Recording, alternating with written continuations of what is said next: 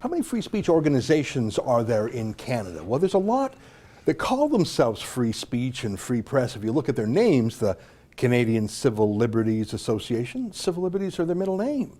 There's something called Canadian Journalists for Free Expression. There's the Canadian Association of Journalists. There's PEN International, Reporters Without Borders. There are almost more free press organizations than there are writers. But where are they in the recent pandemic where civil liberties were squashed along with leveling the curve? I didn't see the civil liberties fight for anyone who was slapped with a $1,000 fine for going to the park. And as Justin Trudeau and other layers of government slowly shrink the bandwidth for free speech, I don't see the Journalists for Free Expression or other groups fighting against that. Maybe it's because they're now on the dole themselves, a media bailout here, an appointment to the Senate there. So it is exceedingly rare to find someone, especially someone from the establishment, a former dean of law at a first-rate law school, a 20-year Bay Street practitioner of the law, a professor at McGill, an author.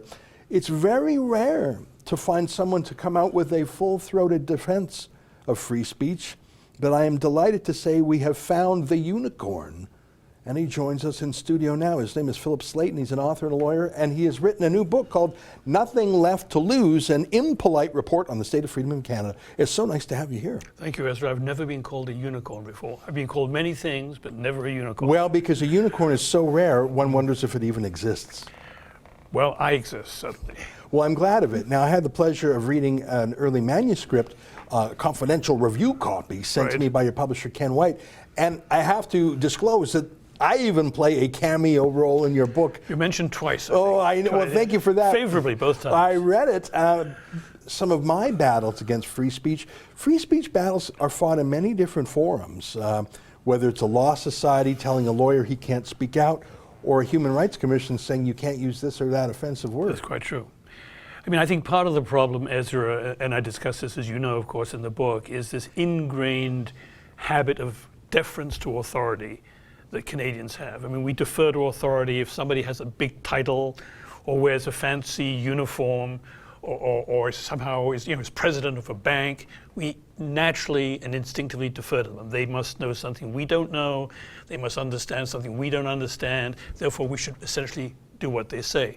And that's reinforced, I think, by the often praised Canadian predilection for politeness and civility. You know, it's not a good thing to speak out. It's not a good thing to be critical. Just kind of keep quiet, get on with your life.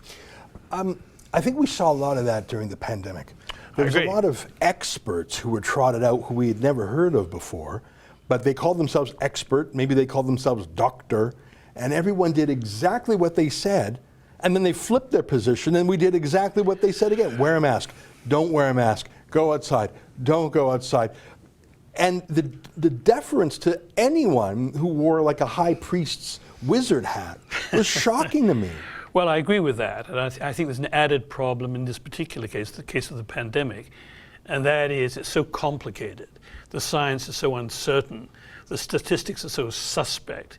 The real causes of death are often, seems to be misstated. I mean, if somebody who's 85 or 90 years old with underlying conditions, heart disease, diabetes, whatever, gets COVID-19 and dies, that's a death from COVID-19. So the whole question of causality is fudged, I think. So there's all kinds of complicated reasons why, in the case of the pandemic, the Canadians' instinctive deference, Canadians' instinctive respect for experts may not have served them very well. But how about on matters that no one is really an expert on?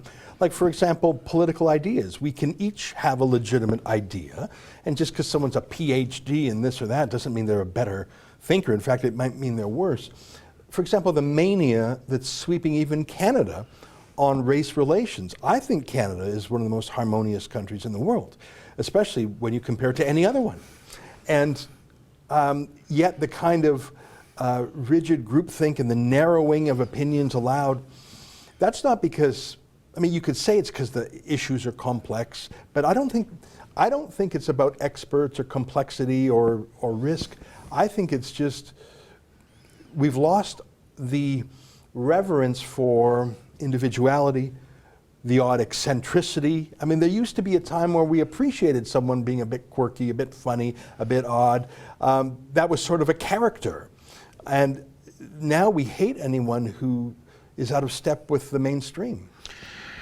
Well, I mean, I think essentially I agree with you. I mean, you've had more personal experience of this than I have, but I think essentially I agree with you. And of course, it has a chilling effect, this attitude. People become afraid to speak out. People become afraid to say, you know, that's what everybody says, but I don't agree for these reasons, because they may be tarred as, you know, a racist, they may be tarred as something else that's unacceptable. And then it's all part of the political correctness movement as well, which unfortunately has been stoked and fostered by universities, for example, which it never used to be. Universities used to be places for independent, critical thought. Universities used to be places where students were taught, as I like to say, how to know a good argument from a bad argument. Mm-hmm. Now, in my opinion, they're not so much. Now they are places where, you know, by and large, the party line is offered and the party line is bought. So all this goes to deprive the general population of a kind of an independent, inquiring, critical mind. And as I say in the book, sometimes it's not a bad thing to be impolite. Sometimes it's not a bad thing to be critical. Sometimes it's not a bad thing to take a line that is not the popular approved line, even though it may cost you to do so. There's lots of examples of that. But my fear for our country, for Canada, is for a whole bunch of reasons, the much vaunted liberty, freedom of expression is part of it, but there are other things too. The much vaunted liberty that we like to sort of congratulate ourselves for is to some extent a chimera, and it's something that's rapidly evaporating. You know, you're saying we used to learn a good argument from a bad argument. I mean, they used to teach, and I'm talking a generation or two ago, what they call logical fallacies, the appeal to authority. I'm an expert, so believe me. That's not logic. Or ad hominem. Or there's a list of these little logical flaws that if you learn what they are, you can have an eye peeled for them and you can point out, well, that's not an argument, that's not an argument. But these days, if I had to sum up the number one argument being taught by the left to the left, I see it everywhere. The number one argument that's taught is, as a fill in the blank of your grievance group, I believe. It's not even an argument by authority, it's an appeal to the authority of my racial, as a black man, as a Jewish woman, as a left-handed person, as a frontline nurse. So you're not even saying, listen to my arguments. Yeah. It's, I'm going to tell you what I believe in based on who I am. Here's my credential, and you cannot argue with me. Well, and if you disagree with my argument, which is likely poorly thought out because I'm hanging it on my identity, I won't take it as a refutation of my ideas. I will take it as an insult against the such and so. I just said I'm saying this as a black man.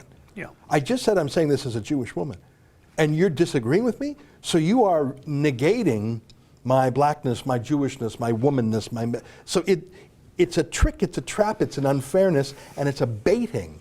And it's, if you dare disagree with me, I'm telling you in advance, if you dare disagree with me, you're negating my lived experience as a left-handed.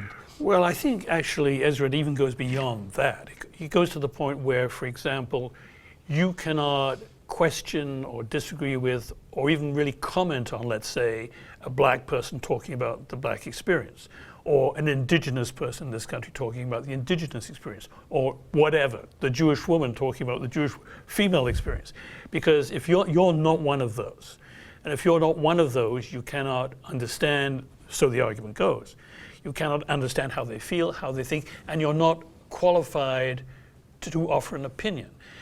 A very good example of that, I think, is the whole cultural appropriation argument that raged in the very small world of CanLit for a while, which said things like, if you are not an indigenous person, you cannot write about indigenous people.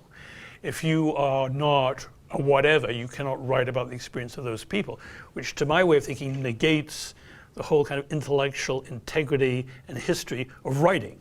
Well, of writing, of any sort of active imagination. Yes.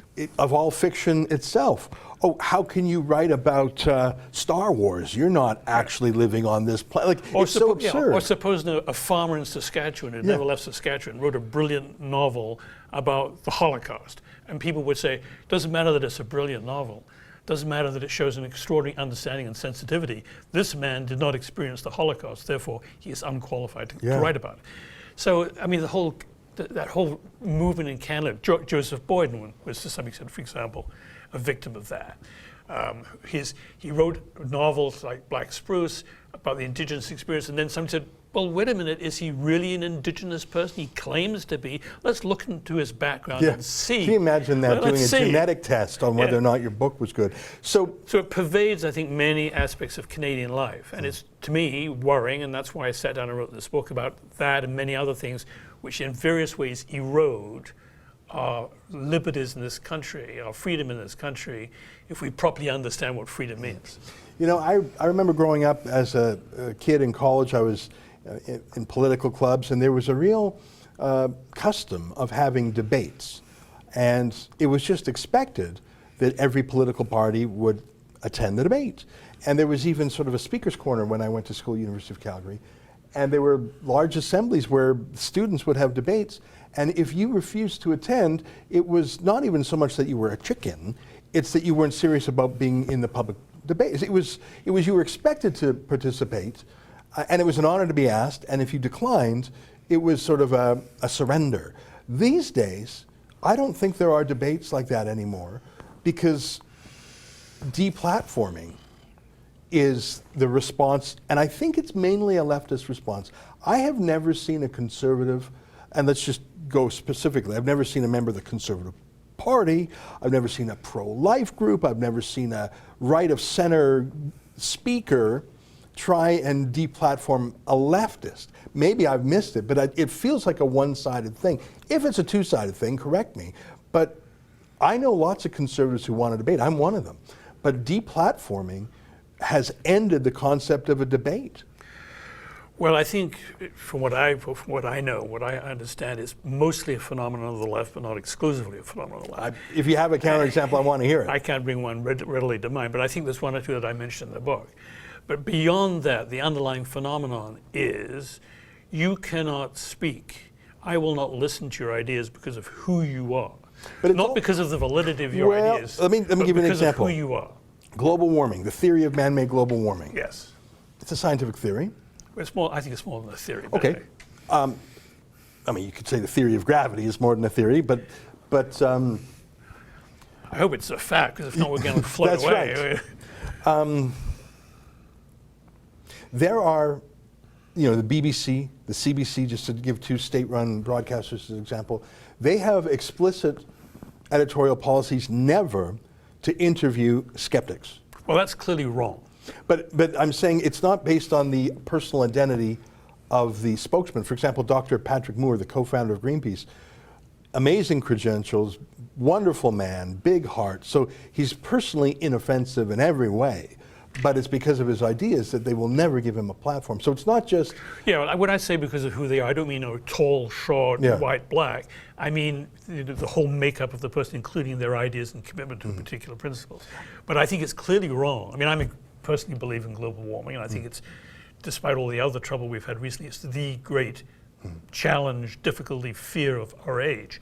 But that doesn't mean that people who, for whatever reason, have a qualified view of it, maybe even deny it, and there are people I know who do deny the whole phenomenon, shouldn't be given an opportunity to speak. I mean, the best response to a bad argument or a bad theory is a critical analyst offering a good argument and a good theory, not shutting them down, not, as you put it, deplatforming them. Hear them out and say, here's why I don't agree with you, and here's why I think you're wrong. And let the audience, Canadians, who are on the whole sensible, reasonably well-educated people, make a judgment. You know, and I mentioned Dr. Moore. He was invited to be one of about 30 speakers at a City of Regina conference.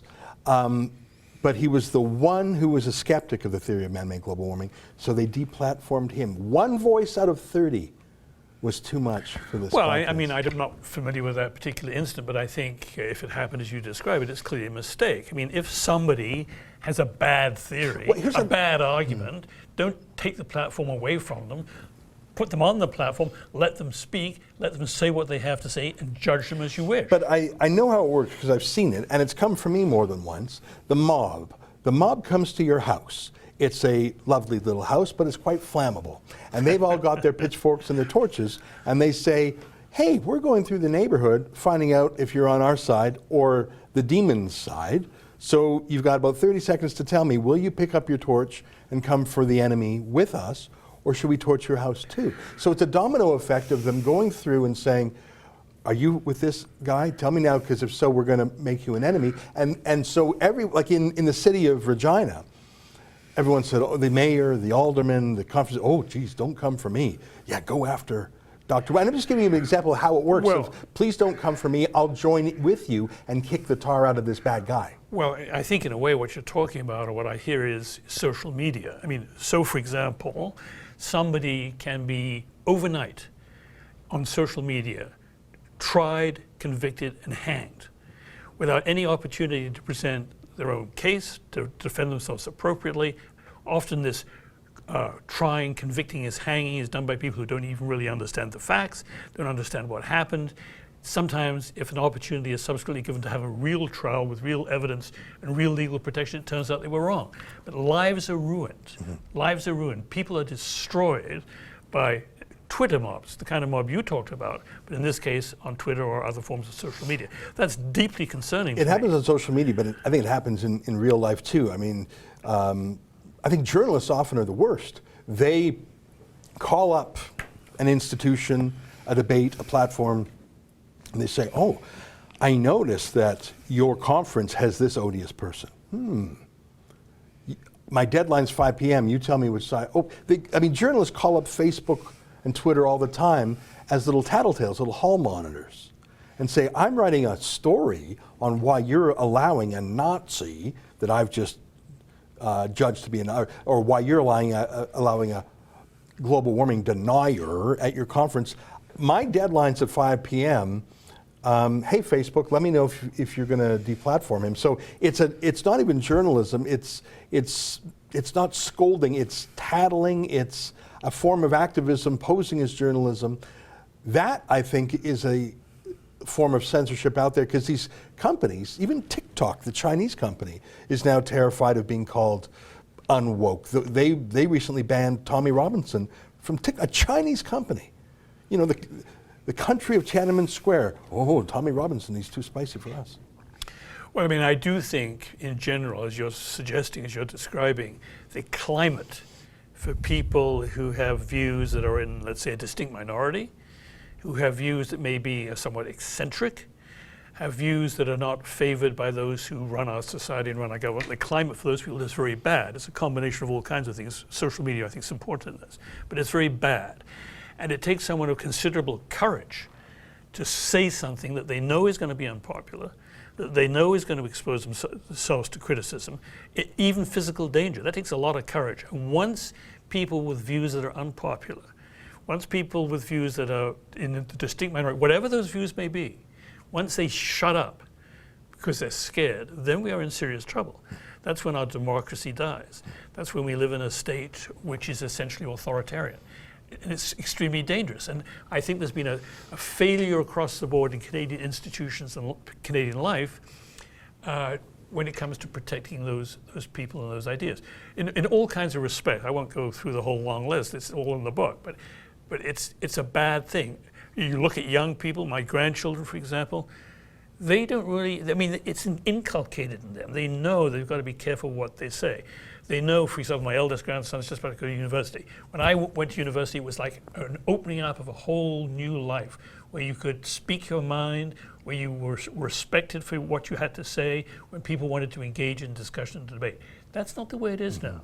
Now, to be careful, there's traps. You have everywhere. to be careful, very careful, and the traps can be sprung very quickly. Yeah. You know, you can go home one evening and overnight the Twitter storm can erupt, a Twitter mob can erupt, and you can wake up in the morning having lost your job, lost your respect, and being in physical danger. It's happened many times and continues to happen.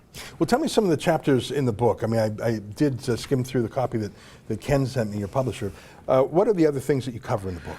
Well, there's a variety of things. I mean, the first major chapter deals with what you and I have discussed already, which is the Canadian habit of deference to authority. I give a number of examples in that respect. I mean, give me one instance.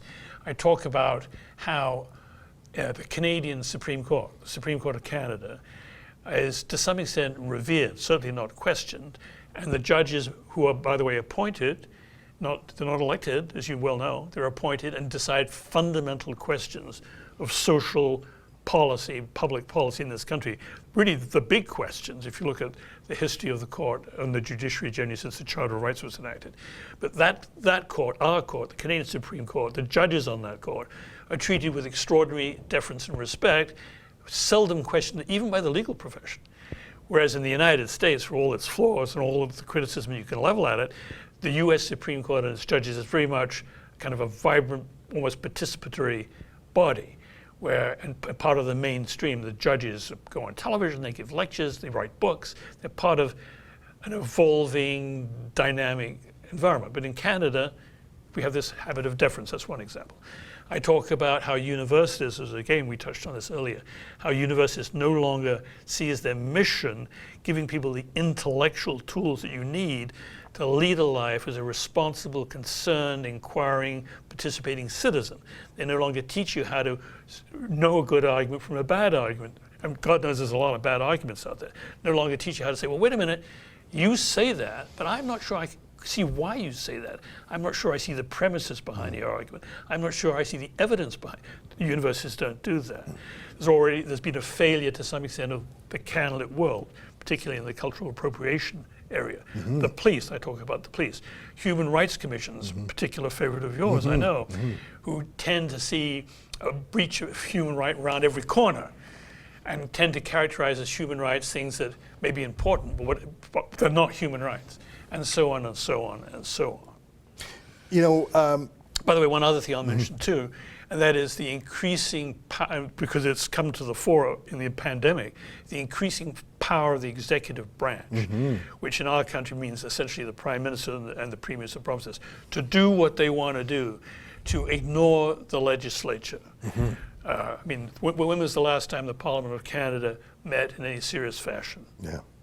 So there's a whole bunch of things happening, Ezra, which the cumulative effect of which is, to me, very disturbing. And I think the point of the book is to blow a whistle to say, watch out. You know, don't be too complacent, Canadians. You know, there are real dangers we face. I think it was 15 years ago that the Danish cartoons of Mohammed were published. Yes. That's a long time ago. And I remember when my little magazine at the time, the Western Standard, republished them with commentary. I remember that. There was a bit of a kerfuffle, but there was a pollster named Compass, and they surveyed dozens of working journalists. So it wasn't a random public opinion poll of strangers. It was actually calling up working journalists directly. It was a survey of them. So it didn't purport to say this is what all Canadians think. It was, we talked to 150 working journalists and here's what they said. So it was like a pulse of the industry. And I only remember one statistic from 15 years ago. 70% of working journalists back then thought that not only should I have published the cartoons, but that every media outlet should have too. So it was overwhelming. The journalists said, no, not only was Levant right to do so, but we should have done so too, and we didn't, and we're sort of shy about it. Fast forward 15 years, I am certain that if you were to survey 100 plus working journalists with a similar question, it would be flipped. It would be at most 30% would say, oh, yeah, we should. The rest would say it would be Islamophobic, it would be dangerous, I'd be hauled before a Human Rights Commission, I'd be Twitter mobbed, like Rex Murphy has been over the last couple of days for his article, claiming that Canada's not racist. Everyone's outraged by that statement, apparently. I think that not only have journalists lost the flame in the last 15 years, but in a way they've been encouraged to, because so many journalists now have, in some ways, merged with government. There's very few media that aren't reliant on a government bailout of sort. Newspapers just took the $600 million payment. I think that's made them more timid. The largest employer of news journalists, more than all others combined actually, is the CBC.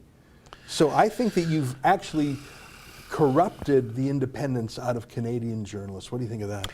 Well, I do think that the story behind journalism in this country over the last 30 or 40 years is a very sorry story. I've got to have needless to say, a chapter on this in the book.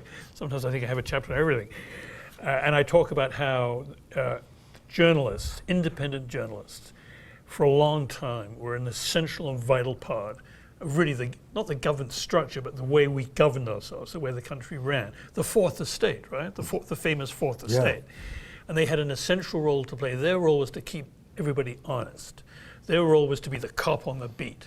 Their role was to blow the whistle when they saw something that shouldn't happen.